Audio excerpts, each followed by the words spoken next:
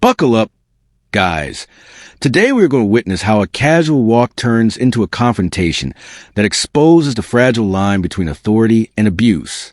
From the very first seconds, the officer's so-called suspicion sets the stage for escalation. Notice how the pretext is already weak, clothing and demeanor, and yet it's framed as justification. This opener shows how a flimsy excuse can snowball into a full-blown search, where the target is expected to surrender rather than stand their ground. It's a bit out of place compared to how other people react when we walk past. No, not really. We're just being the same as all other citizens. These are the reasons why our attention's been drawn to you, and the reason why I've just come over to just carry out what's called a stopping account, just to see what you're up to, make sure everything's all okay, make sure you don't need police for anything, and make sure you're not up to no good, because there are quite a lot of people up to no good around here as well. Yeah, we're just going to get food. Okay, no problem. And do you live around here? No, from Liverpool. So you've arrived from Liverpool recently, or? Been here for 2 weeks. Okay. We're leaving today. Are you both from Liverpool, are you? Yeah. Okay, no worries. Do you have any ID on you then? No, I don't, No? So you've come all the way from Liverpool with no ID? I'll take your details in, if that's okay. I don't really want to give you my details, to be honest, mate. I mean, a lot of the time, if people haven't got anything to worry about or anything, I have got nothing to worry about. then they're happy to comply. It just makes the encounter I'd rather not. sweeter and easier. I'd rather not. Right, okay. All right, guys, here's where we see the playbook unfold. A stop is dressed up as casual concern, but quickly becomes fishing for information, asking about ID, travel history, and even suggesting that being from Liverpool without documents is suspect.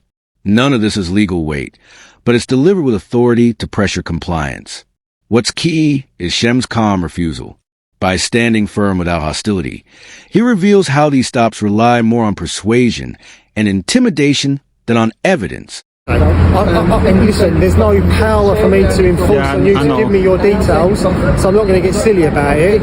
But there's obviously, it might suggest to me there's a reason why you don't want to. There is no reason, I'd just rather not. I've been through a lot with the police. I don't really trust the police. I'd rather not give you my details, unless I'm legally obliged to. I'm not legally obliged to give you my name, so I'm not going to. Okay, no problem. No problem. How come you've got quite a big, thick coat on today then? Because we've been out since 6 in the morning, and this morning it was cold. Right, okay. Yeah, we've just come from the gym. Okay. Yeah. Alright, and have you got anything on you that you shouldn't have? No, I haven't. No? No. Okay. Well, your mate's being searched in a minute, so...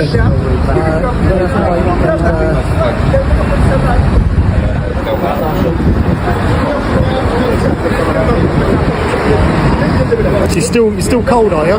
Not really, it's a bit warm now, like. Yeah. What do you want me to do? I've got it now.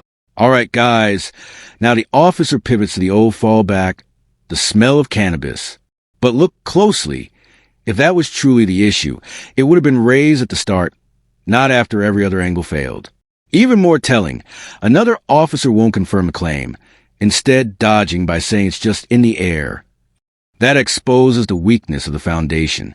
What we're really watching is suspicion being invented in real time, proof of how easily a search can be justified on nothing but words. I didn't even see you pull up there till you called me. I only seen you down there, and even he said, how come you were staring at the van? And he's probably already told you, we were looking at the tactical support group, and I asked him, what does that mean? Try that one more time, have another read of that. Alright, we shout if you need it. Oh, territorial. There we go, mate. Sorry. Yeah. My mate asked you if you've been arrested before. Yeah. Have you been arrested before? Yeah. What was that for? I've just got out of jail. I got a not guilty. I just got out 6 weeks ago. So you were remanded for court and then you got not guilty? Yeah, this is what I was on the TV show for. Oh, right. I was on the run for like 9 years. You were on the run for 9 years? And then I found martial arts. I used martial arts to change my life from what I used to do before. What were you on the run for? It was an aggravated burglary. And I just got a not guilty. I've only been out for 6 weeks. My colleague, from standing here talking to you, I have been able to smell cannabis coming from between the two of us. And that's even when I've given the opportunity for other people to walk past and stuff, like other people to like leave. Have you smelled cannabis on me? Well, I can smell it in the air as well, mate. It's lingering. When there's nobody else around, so I'll give you the benefit of that. All right, guys, this part is a masterclass in how weak reasoning gets wrapped in procedure. Section 23 is invoked, citing behavior in a code as grounds, neither which legally amount to suspicion. Then the officer leans into the cash Shem carries, framing ordinary money as incriminating. This constant shifting of focus shows desperation. When one reason collapses, another is fabricated. The bigger lesson is clear. When rights are tested, the officer's story changes, but the pressure on the citizen only grows. That coupled with your behaviour, okay, combined, what's but wrong with my specifically you, because I'm dealing with you, the fact that you did, upon seeing us, look back a couple of times, you've suddenly sort of turned around when you've probably realised we're closing in and maybe coming over to speak to you. You're just you making put your this hands up out now, of mate. sight. I'm not making anything up.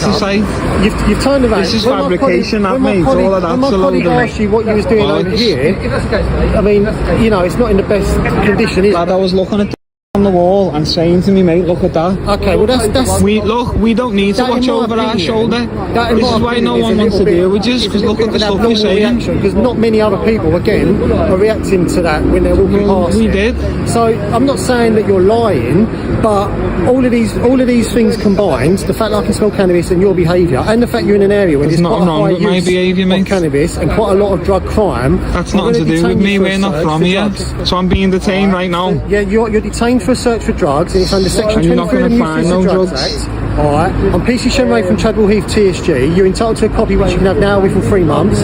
You are detained while I search you. Again, another reason is you're wearing quite a thick coat and it's... So I'm it's being only detained because I'm 21 wearing a degrees thick and it's coat. sunny. Did That's you just one say of my that? grounds. One of the reasons, and the other one's me behaviour. And the smell. I haven't done The fact nothing that I can smell suspicious, mate. cannabis coming from you. No, you can't smell no cannabis from me. You are detained for those reasons. Okay, don't if you have any smoke cannabis. questions, please feel free to ask me. Do you have anything on you that you shouldn't have? No. Okay. All right, guys, the tension peaks here. Shem refuses a search, exercising his rights clearly, and that's when frustration on both sides becomes obvious. The officer frames it as mere inconvenience, but the reality is more serious. Privacy and dignity are being intruded on without cause. This is the moment where compliance is expected, not because of law, but because of power. What we see is not a fair interaction, but an erosion of trust, captured live and exposed for all to analyze. I'd therefore be putting a complaint in on this, like, because this isn't on this, mate. That's absolutely fine. You're more than entitled to complain if you're not happy with the services that you've received today. Obviously not.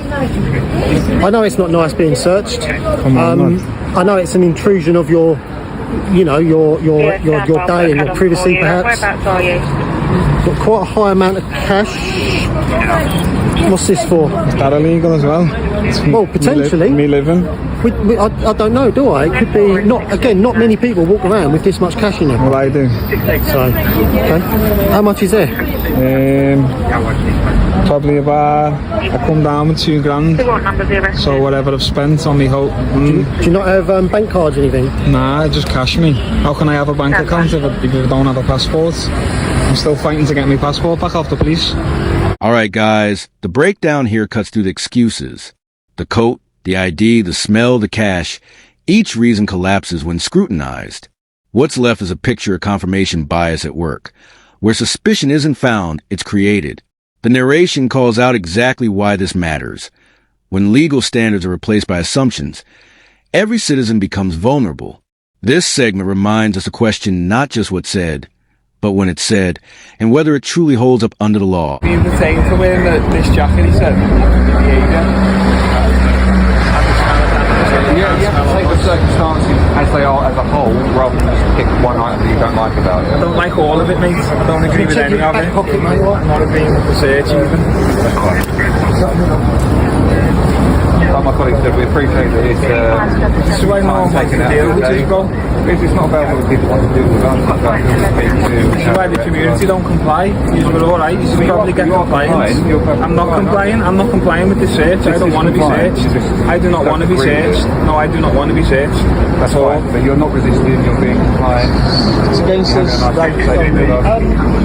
Another thing, you're wearing what looks like you've been made into a balaclava or something. What is the purpose of that? I've basically meant exactly how I've just asked that question. I don't know. I'm using it to keep the threads neat. Is that alright with you? Well, you've given me a count for it, so that's fine. That's why no one wants to deal with the police. Horrible, mate. Just walking to get a scran. There's 20 minutes out of your day. Cheeky. All right, guys, we close with the full weight of the encounter laid bare. From a coat to cash to a fabricated smell, this was never about genuine policing. It was about enforcing compliance. Shem's resilience highlights how knowledge of rights dismantles weak authority, but also how costly these encounters are in time and trust. This wasn't protection, it was persecution, and it shows why accountability matters. That's it for today's video. Don't forget to like, subscribe, and we'll see you in the next one.